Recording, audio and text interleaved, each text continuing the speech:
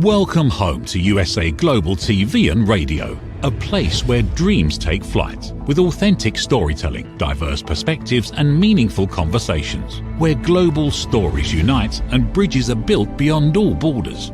Discover world-class education, entertainment, hope and inspiration. Together, we're building bridges worldwide. Subscribe to our channel, USA Global TV. Download our app, USA Global TV. Be our guest or join our team. Visit usaglobaltv.com. Thanks to our founder and executive producer, Dr. Jacalyn Kerbeck. Music score by Yeffy Tang from Cloud Road Music.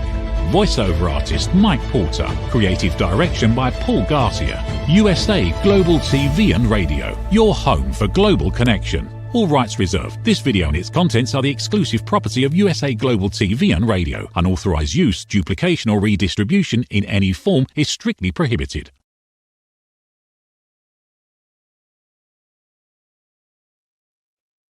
Howdy, Red O'Loughlin here. We're on Talking Heads on the USA Global TV and Radio Network. A few months back, probably before Thanksgiving, I changed the format. Instead of talking about a topic and spreading it out into 3, 4, 5, 6, 7, 8 weeks, I chose to go with one that's more suited toward my focus in life. I'm a researcher. I research the human body at the cellular level. Chemically speaking, I look for cause and effect relationships. What causes something to happen? If I know that cause, can I find something that's going to slow it down, stop it, speed it up, depending on what I need? And so from a chemical perspective, that's what I look for. My first degree is in chemistry. I fell in love with it way back in high school, got a degree in it. Unfortunately, I got an invitation to Vietnam, so I never got a chance to practice it. But it's one of those things I love to do. And I've been doing this now, probably this researching the human body, I'm going to say at least since around 2014, 2015. My wife had breast cancer and was going through chemo, and I was looking for what can I do to help her side effects. And it's amazing. We had some really good success, and then we kind of didn't. But then in the long term, we found some things that work. But what got me involved with today's topic, fasting, was something that had to be 3, 4 years before the pandemic. And I'm looking at Facebook, and day 3, day 4 of this guy's talk, he was doing a 3, 4, 5-minute talk every day on his 10-day fast. It was a water fast. He had never been on one before, and it caught my attention a little bit. I said, that's kind of neat. Oh, wow, that's interesting. And people would send in their questions, and he'd answer them pretty well. I said, yeah, maybe that's one of those things I'll do one of these days. Well, as part of my research into other things, I came across this PhD doctor out in California, Walter Longo. He's at the University of California. And he had proposed a 3-day fast, a 72-hour fast, to essentially rebuild the immune system. And that's all I knew at that time. I said, whoa, that's kind of neat. Love to do that myself. And so I tried a couple, and I wasn't successful getting beyond about 2 days. I could get 1 day and maybe the second, but maybe I was trying too hard. So I tried, but it wasn't as successful. And a little over time, I finally got that first 72-hour fast. And then I got, okay, let me do 96. Let me do 120. And over the years, I've been able to do that 72-hour fast easily. I mean, to me, it was a non-issue. Could I do 150? Probably. And I did. Anyway, last year for Lent, I decided I was going to do a 200-hour fast. I did one at the beginning of Lent and one at the end of Lent. And it wasn't that difficult. It really wasn't. But then I started studying more and more about fasting. And one of the things that I had noticed was that it's been used forever and ever, and actually long before forever. And it was used 100 years ago for people who had seizures. I lived with a couple toward the last year of college, and my whole purpose of being there was this guy had grand mal seizures periodically. Yeah, sometimes twice a day, sometimes twice a week.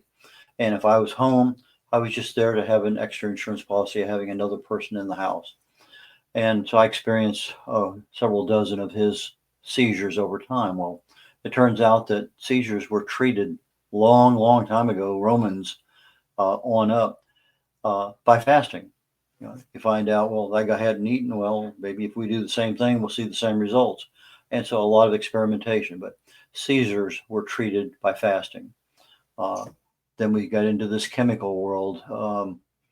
What's the guy's name? He won a Nobel Prize. Had it on top of my tongue. It's gone. I'll think of it as we're talking. Anyway, so he won a Nobel Prize, but his whole thing was the fact that take sugar away and it may be a very good cure for cancer. Well, a lot of cancers love glucose. So you take away the glucose and the cancer cell starves. Well, that worked out well. He won a Nobel Prize.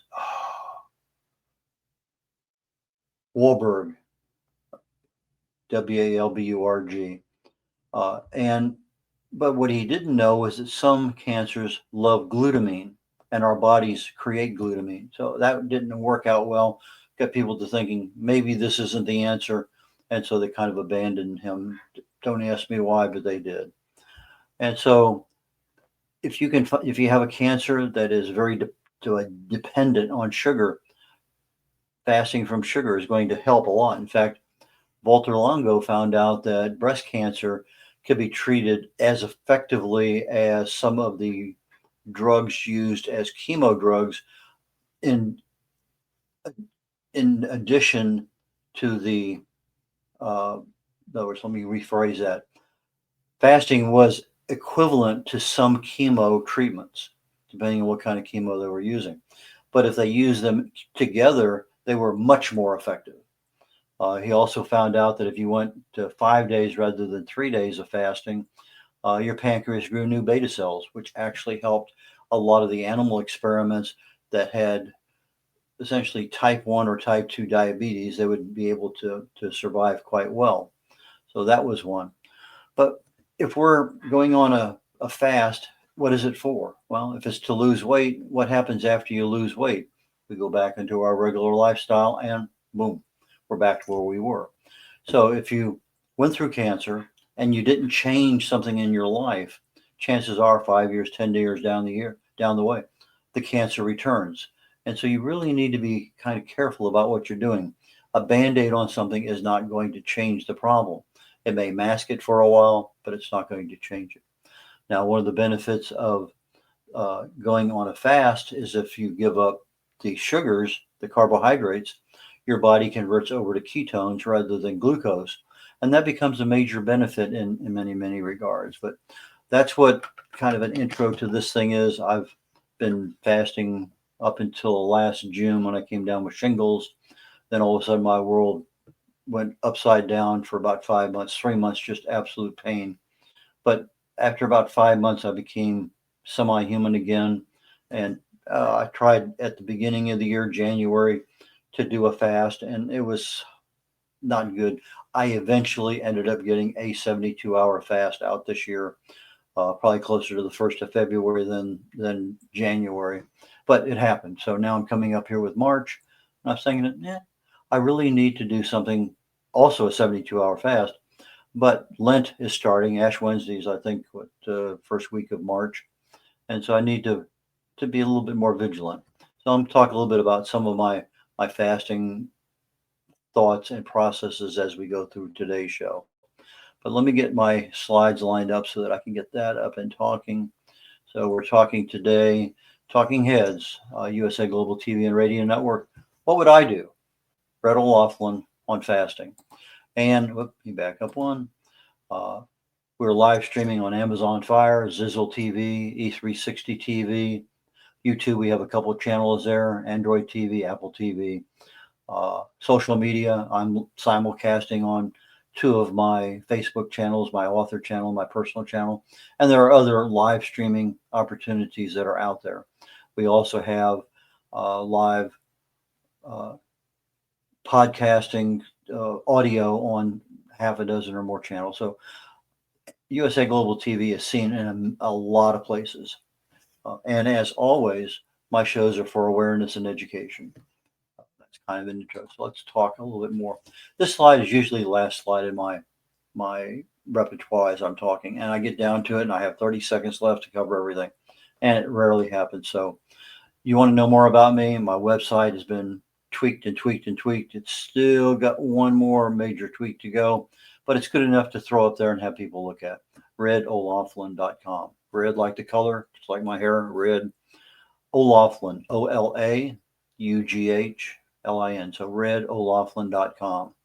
And that is a place you can buy my books. I'm available on Amazon and probably 15 other publishing locations. And there's a place on my website that you can find. If you don't like Amazon, you like one of the other ones, go for it, because they're all out there. But I have No Matter What You Can Do. It really talks about the subconscious mind. Not Maxwell Maltz. Yeah, Maxwell Maltz is a cosmetic surgeon, and he came up with this psychocybernetics, and that's what that's based on. The Joy of Ageless Health is based on the 6 or 7 things that allow disease to grow in the body, and you're talking about stress and toxins and radiation, infection, inflammation, diet, exercise, those kind of expectations rather than exercise. And I go into details there. Today's lecture is kind of more oriented along longevity secrets for healthy aging. And I'm actually writing a sequel to that right now called Aging Sucks. And I'm covering the other 10 or 12 causes of aging, going into a lot of detail. I wrote 40 plus articles on Alzheimer's during COVID that I put into a book. And they talk about what causes these things to happen. What can you do? And I have a book, I call it, How to Write and Publish a Book for Free. And then Failure is Not an Option is based on the NASA Mercury 7 astronaut program, and looking at what were they doing, what can we do to accomplish our goals. And I added a lot of new things in there that are not typically talked about in goal setting. So moving right along, I have my archives that are available. You go to this slide in YouTube, and you can find us. You can find my website. I have all my live streaming TV shows there too. So it just gives you a place that you can look at the stuff that I have going out there. A little bit of background. I'm a researcher. Never been in the medical field. Never been in the pharmaceutical industry. My first degree was chemistry. I never got a chance to practice chemistry because I got an invitation to Vietnam. I have 5 total academic degrees, all in different subjects, 7 professional certifications. I was in the Navy for 31 plus years, got to 61 countries, retired as a Navy captain, flew for 16 years, naval flight officer, P-3 aircraft, anti-submarine warfare.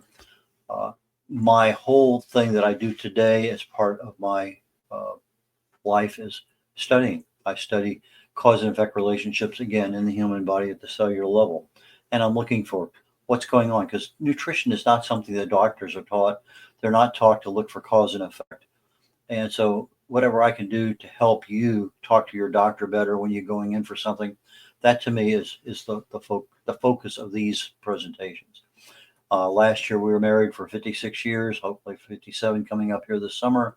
We have 2 kids, 3 grandkids, and 1 great grandson who just had his first birthday and started walking on the same month.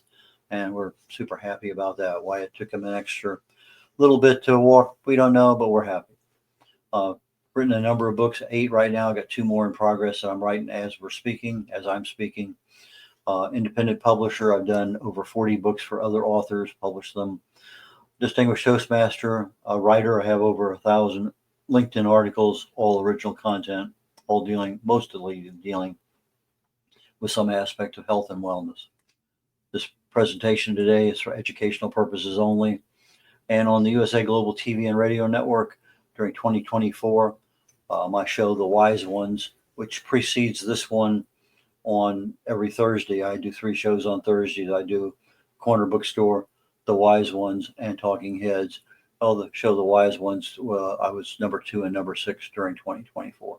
Very proud of that. Very happy for the network. A few months ago, I started an accountability thing with getting ourselves ready for 2025.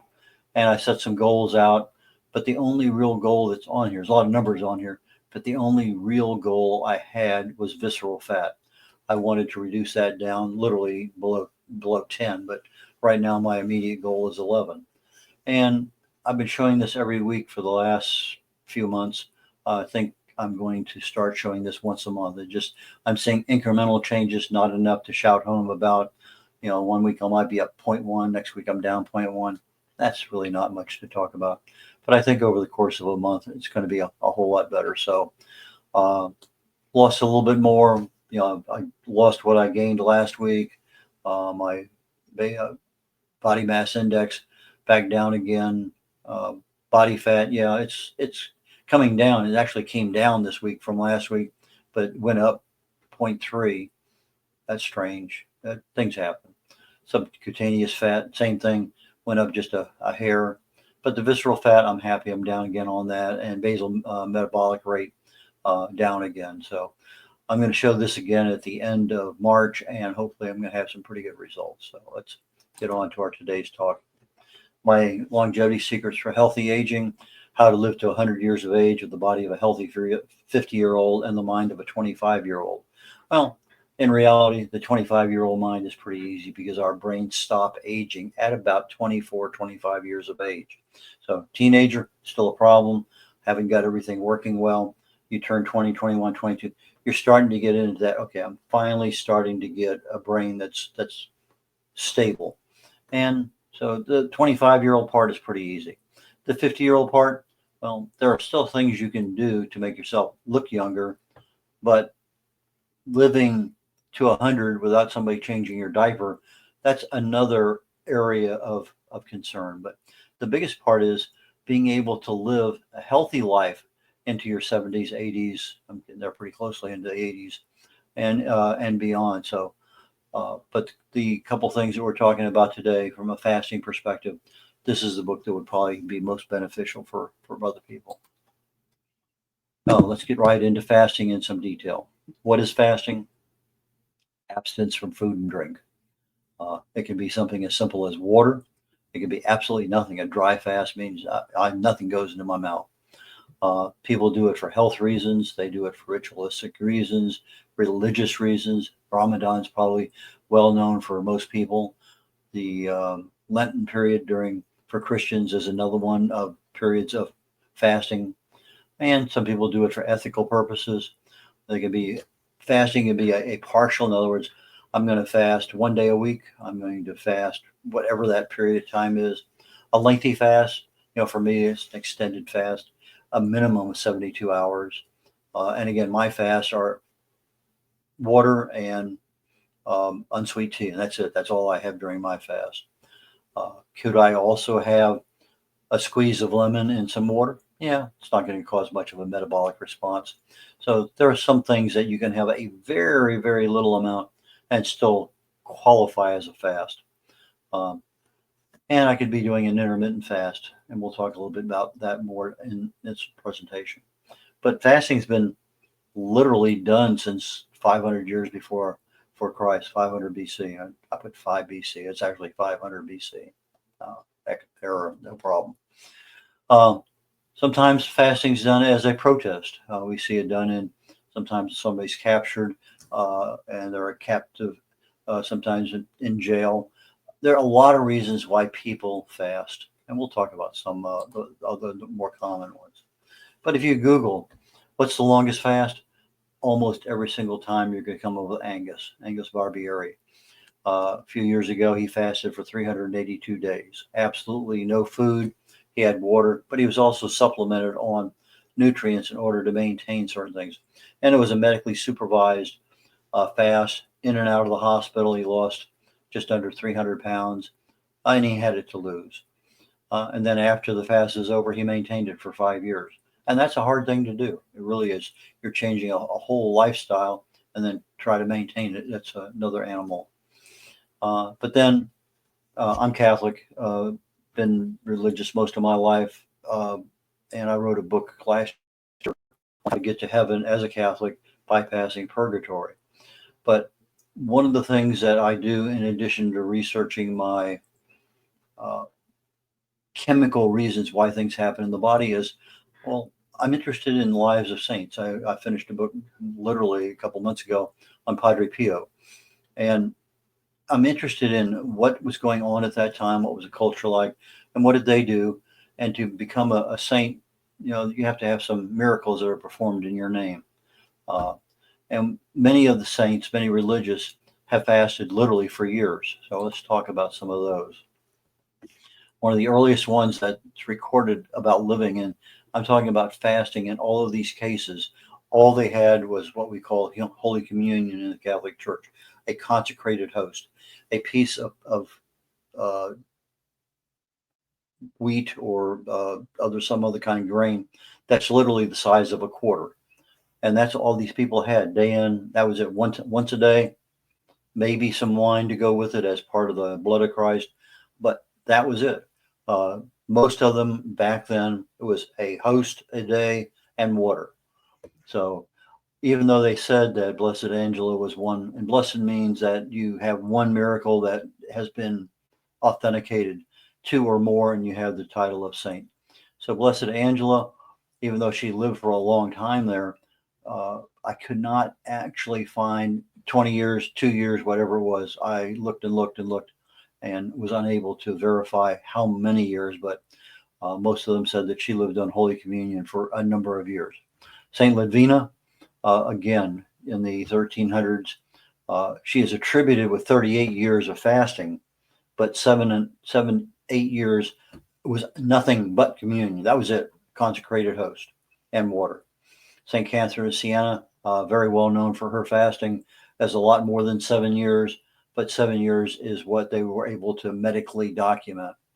St. Nicholas is kind of a really unique character, a male. He had 10 kids, but he was also known to levitate. They would come into the church and he might be 10 feet over the altar. And he'd be up there for 10 or 15 minutes and then come back down again. But his medically observed fasting of only being on a host of communion was 20 years. St. Joseph of Cupertino, again, at 60 years of age, most of his life he was on an intermittent fast, and the fast consisted mostly of the Holy Eucharist. Let's get up into the 20th century. Martha Robin, a French Catholic mystic, mostly in the 1900s, and she fasted for 53 years. And this has been documented in more ways than you can take a look at on Holy Communion and water. But she was 226 means that 2 of 26 saints that had fasted for a long time actually have what's called the stigmata, the wounds of Jesus Christ, where she might have had the crown, where the wounds there on her hands, on her side of her chest, where the spear went through, on her feet. But it turns out that 2 of the 26 were men, the others were all women. So the stigmata is there, and sometimes it's visible, and sometimes it's under the skin. Sometimes it only shows up after death. But her 53 years was very definitely medically documented. We in the 20th century, and people absolutely just shake their head. And I think she's one of the ones that would gain 2 to 5 pounds a week and then lose it again.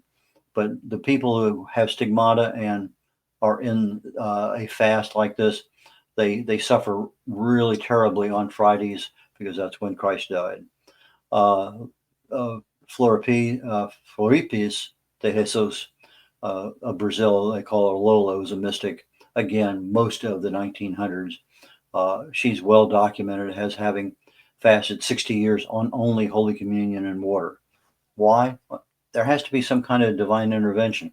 People can't live without wasting away. I mean, you stop eating and generally 20, 30 days, that's it. You're no mas.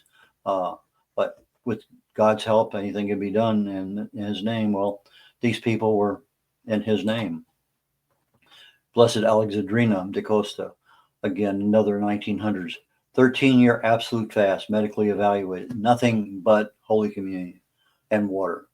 One that I've been studying here recently, because she has just an amazing background, is Therese Neumann. She's a German Catholic mystic, also had the stigmata, and she fasted for 39 years, medically evaluated. And I'm talking about, they would lock her in a room with 4 people, and she was not allowed to have anything near her.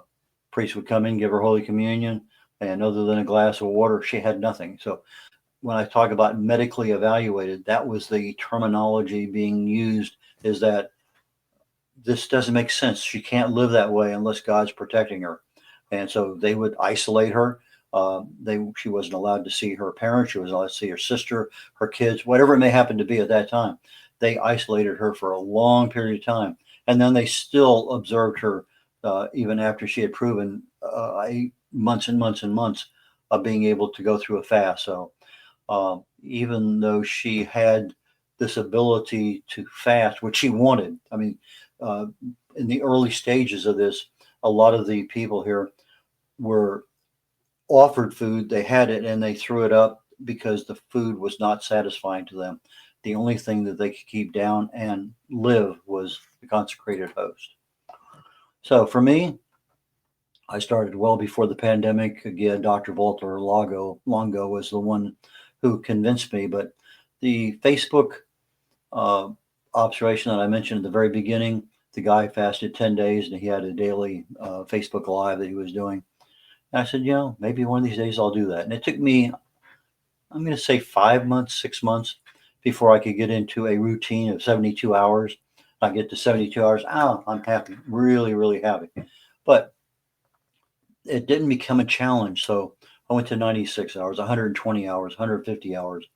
And I found it was relatively easy to do 120 hours, 5-day fast. It was not that difficult, again, for me.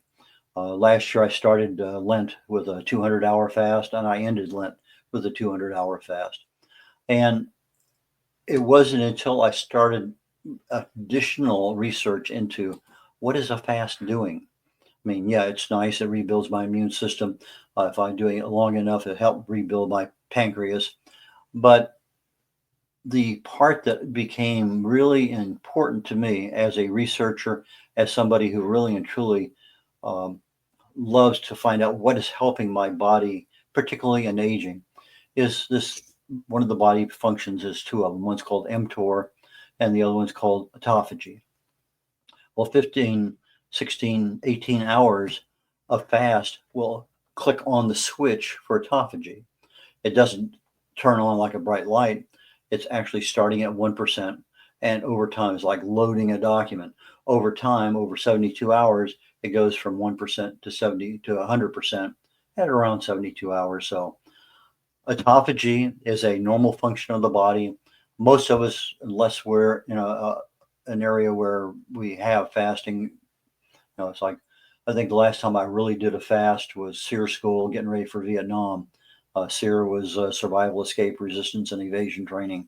And I'm in beautiful downtown, what is it called? There's a desert area in Southern California that they send everybody through before you go to Vietnam for survival training. And I can't think of it now. I would never forget the name of that place. But I did a 4-day fast there, and I was amazed at how well it worked. But anyway, the autophagy is essentially a cleaning of the cells in the body.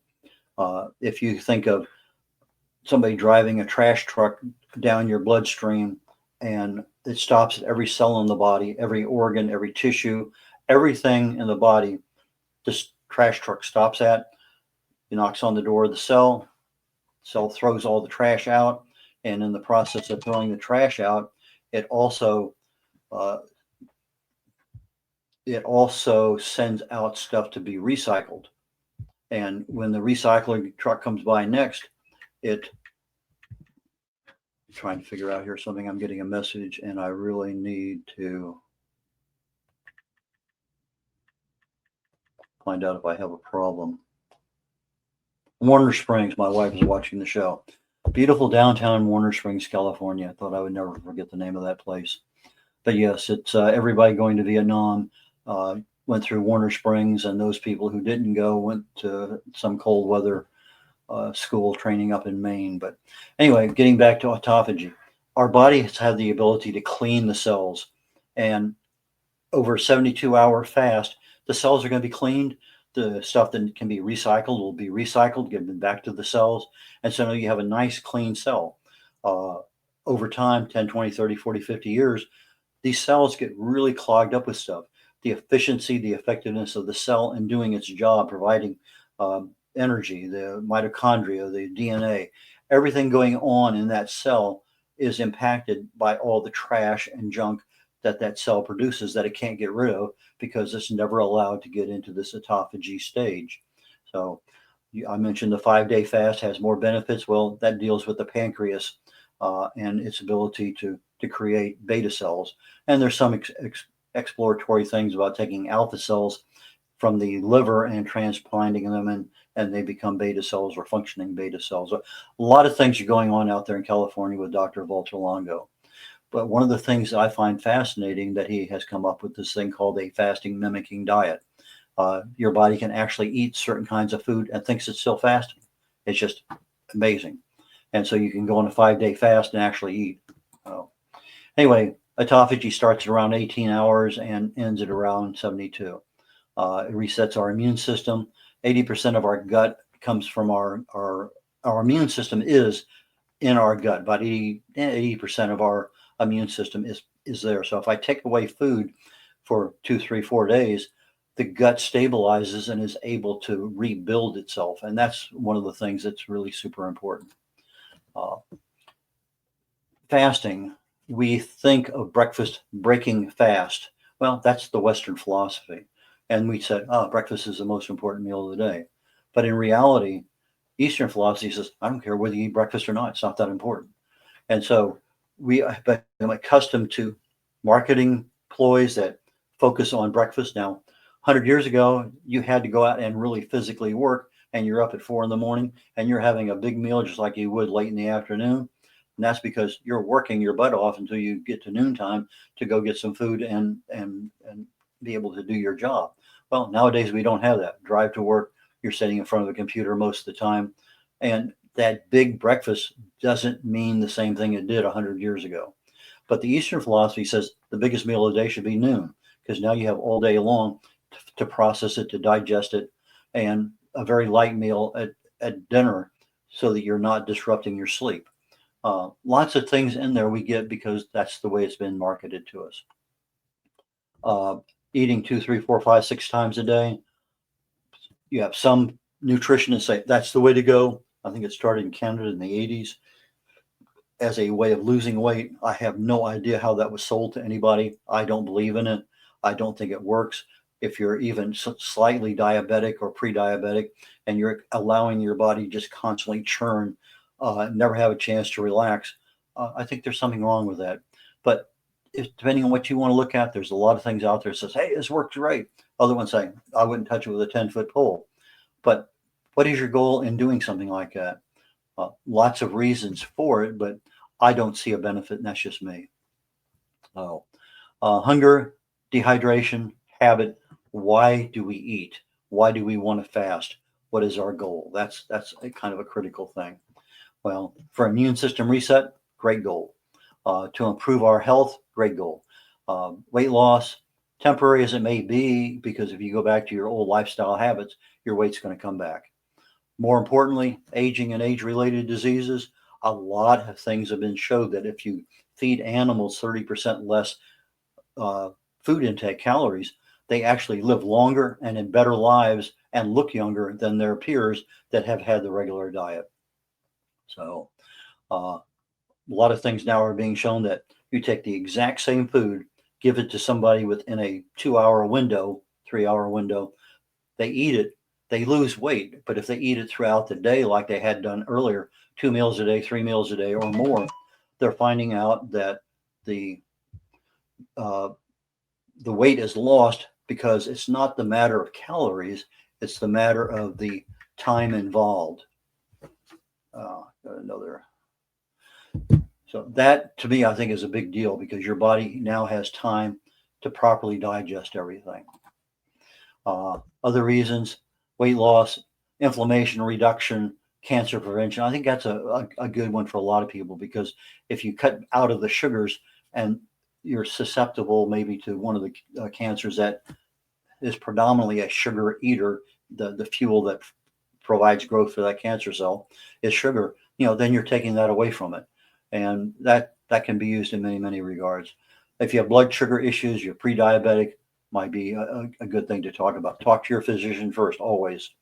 Brain health, heart health, reducing your insulin resistance, delaying aging, longevity, cholesterol. There are lots of things there. Dementia, a lot of fasting helps neurological symptoms immensely. HGH is human growth hormone. As you're a kid, you make lots of it. You get to be 78, 80 years of age, you're making almost nothing. You go on a fast, all of a sudden you're starting to make human growth hormone back like you were as a teenager. Metabolism, lots and lots of studies out there as to why, from health reasons, we should be doing it. 1 meal a day is a type of fasting. So you're literally fasting 23 hours a day. Intermittent fasting is 12, 15, 18 or more hours a day between meals. Alternate day fasting, I've tried it and I've been very successful with it. But every other day you fast. Extended fasting, very successful with that. Many years of doing 72 to 100 or more hours a month. Water fast, religious fast, medical fast, lots and lots of fasting. Is so much stuff out there. The critical part that I think, if I'm doing any fast, is that after I fast, I need to have nutritional balance. If I'm looking at disease, which I do, looking at disease being a deficiency of nutrients, well, if you're delinquent in vitamin B12, that mimics Alzheimer's. If you're deficient in something, there's a lot of things that can happen. One of the things that most Americans are deficient in is vitamin D3. And it's the only vitamin the body makes. And we go out of our way to avoid sunshine. We'll wear a hat, we'll wear sunblock, we'll wear long sleeves. We do everything in our power to avoid the one chemical our body creates. And our body needs it for a reason. But I would rather have food than supplements, but there are some supplements that I really prefer to take. For instance, vitamin E, it's 8 different chemicals for tocopherols, for tocotrienols. I don't normally get that in the foods that I eat, but I can get that supplementally. And if I literally have that much, I think it's alpha tocotrienol in my brain, it really facilitates the ability of the brain to bypass blood clots in the event you have a stroke. And so people who have higher amounts of that particular vitamin E generally don't have any side effects after a stroke. So getting ready to wrap things up, and we're almost at that time. What is your goal? Why do you want to fast? What's worked before? Our subconscious mind can help us or hurt us in big time, just unbelievably. Whatever you decide to do it incrementally, but get yourself mentally adapted first. Tell somebody about it. Get an accountability partner. Recognize your feelings. Are they due to habit? Are they due to dehydration, hormone imbalance? A lot of things there. Start out with smaller portions. Start lengthening the time between the times you eat. I start at least 3 days in advance of any extended fast. And to me, an extended fast is 72 hours. I tell my wife what's going on. Everybody knows that I'm on a long fast. I think accountability is critical. You don't need somebody coming in, hey, would you like a piece of key lime pie? Well, I'm on a fast. Well, I shouldn't have told you that. Okay. But I have no problem cooking when I'm on a fast. So I need to do something, I do it. I'm just, that period of time, my brain just disconnects from everything. I love tea. I have 6, 7 different kinds. Lately, I've been doing salt in my water, usually a Himalayan salt. I try to remain hydrated all the time. Avoid diet drinks. If I need a sip, I take a sip. I've tried exercising between that. Not very successful because I have no glycogen in my muscles. And getting down here to the last one. Consistency is critical. I want autophagy for me to take effect in there. I have a shift in my body's fuel supply from glucose to ketones. I've had some interesting experiences I've talked about in the past because of the foods I choose to eat. I leave my body acidic rather than alkaline. As a result, my body is leaching calcium out of my bones. Shouldn't be, but it does. Lots of issues there with that kind of process. But I've been very, very successful with the Atkins diet. Lost 40, 50 pounds, kept it off for years and years. But to me, the key is listen to your body anytime you're doing anything. Take my information, talk to your doctor. So I'll catch you all next week. Take care. Bye now. USA Global TV and Radio proudly presents our partner and sponsor, Mr. Philip Sykes and the British School of Excellence. Building confidence, changing lives. And now, proudly presenting the Polished Professional. On a transformative journey with the British School of Excellence's comprehensive suite of masterclasses, crafted to elevate your professional and personal life. 8 outstanding modules will elevate you to the next level. Module 1, Exploring Life's Purpose, delves into the depths of self-discovery, guiding you to chart your unique path to fulfillment and success. Module 2, Mastering Professional Presence and Confidence. This masterclass is a deep dive into the art of self-assurance and commanding presence, which is essential for standing out in today's competitive landscape. Module 3, Learn the Secrets of Visual Impact, how to curate a personal style that amplifies your professional brand. Module 4, Mastering Professional Etiquette and Communication Excellence, navigating the nuances of corporate interaction with grace and tact. Module 5, Elegance in Eloquence. We impart powerful techniques to captivate and persuade any audience with your oratory skills. Module 6, Unlock the potential of your emotional intelligence, EQ, and harness the ability to connect, empathize, and lead with emotional savvy. Module 7, Mastering DISC, building a gateway to understanding behavioral styles, fostering better personal and professional relationships. Module 8, Mastery in Dining Etiquette, building your confidence to perfect the subtleties of dining with finesse, enhancing your social savviness at any table. Step into the Polished Professional program where poise, elegance, and excellence aren't just taught, they're instilled for life. Join us to redefine your potential and polish your professional edge.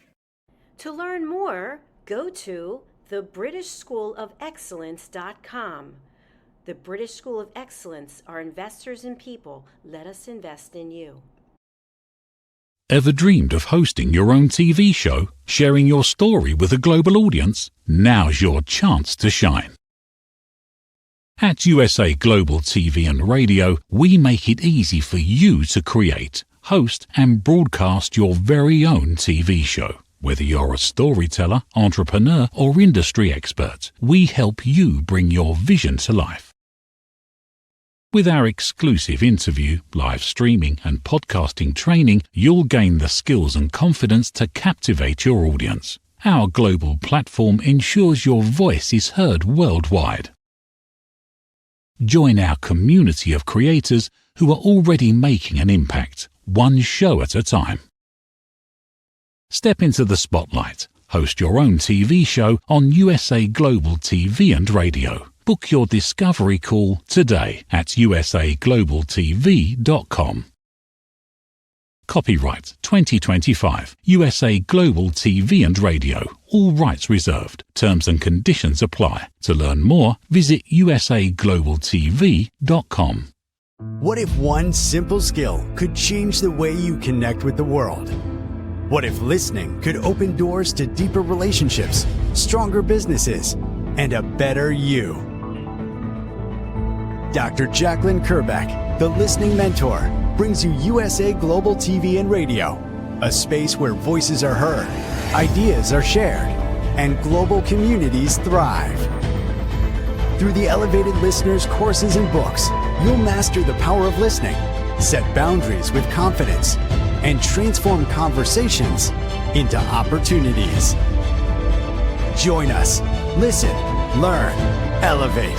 Whether you're a leader, a coach, a business owner, or someone seeking stronger connections, your journey starts today.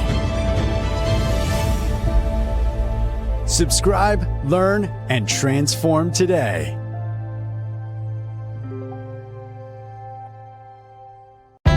USA USA Global TV and Radio proudly presents Steve Klein Art at steveklein.art. My name is Steve Klein, born Manchester, England, 1953.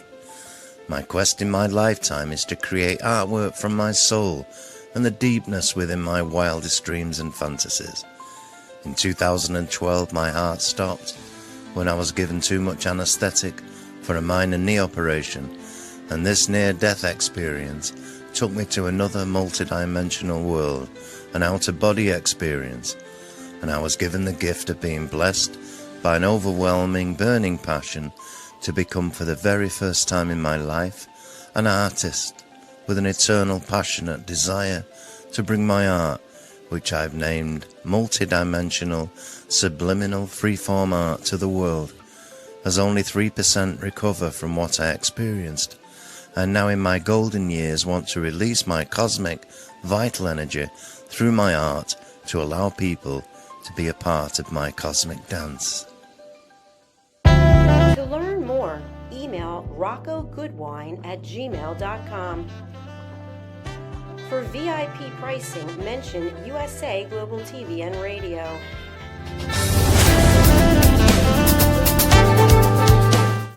Thank you, viewers and listeners of USA Global TV and Radio, for joining us today. We're honoured to have your time and attention as part of our global community. At USA Global TV and Radio, we believe in the power of authentic conversations, meaningful connections, and creating a world of possibilities together. Want to be part of something bigger? Join our team of elevated listeners at usaglobaltv.com, a space where your voice matters and your ability to listen transforms relationships. Stay connected with us across all our platforms for thought-provoking discussions, expert insights, and empowering stories. Subscribe to our channels at youtube.com/c/USA Global TV. Follow us on social media and explore the endless opportunities we're creating for growth, learning, and inspiration. Together, we're not just broadcasting, we're building bridges and changing lives one conversation at a time. For inquiries, contact us at info@usaglobaltv.com. Music by Johnny Dies. Produced by Executive Producer and Director Dr. Jacalyn Kerbeck. Voiceover by Mike Porter. Creative Direction by Paul Garcia. All rights reserved. Copyright 2025. Visit usaglobaltv.com to view our full terms and conditions.